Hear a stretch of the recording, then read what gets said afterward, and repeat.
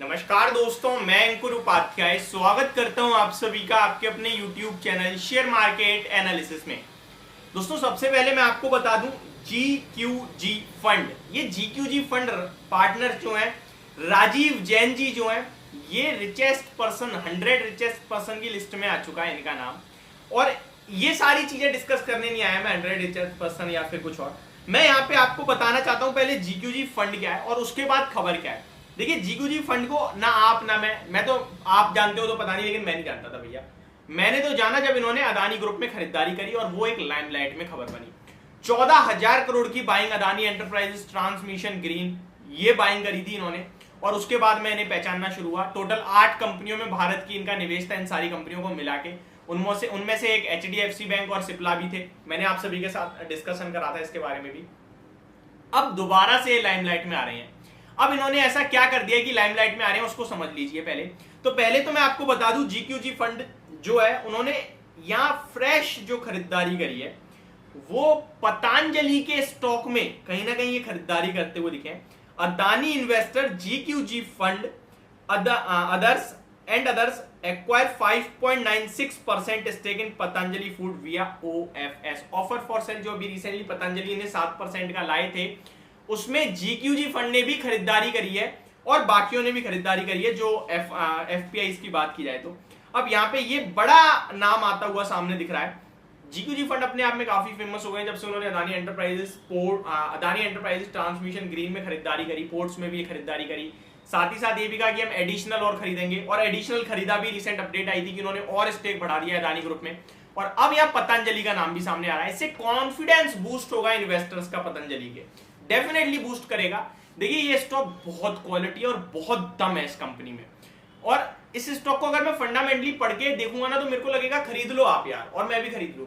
But मेरे को ना ये लगता है कि रामदेव अग्रवाल जी जब ऐसा होना नहीं चाहिए वैसे, जब तक है वो उनके बेस पे है पूरी की पूरी कंपनी। But definitely Patanjali is a buy, definitely buy. ये लेके बैठना चाहिए। 2,000 का हो जाएगा शेयर, ऐसा लगता है यहाँ से डबल हो जाएगा। 1-1.5 साल लग जाए वो बात अलग है, 2 साल लग जाए बात अलग है, लेकिन डबल हो जाएगा ये शेयर, दम रखता है। अब आगे बढ़ता हूं, पहले मैं आपके साथ पूरी डिटेल शेयर कर देता हूं। GQG पार्टनर्स बॉट 2,15,64,571 शेयर्स और 5.96% stake in the company on July 14th. The stock were bought through stock exchange settlement process by the way of offer for sale यानी OFS. GQG fund Patanjali foods on Monday said Rajeev Jain led GQG partners, यानी कि राजीव जैन की है GQG, सबसे ज्यादा stake उन्हीं के पास है।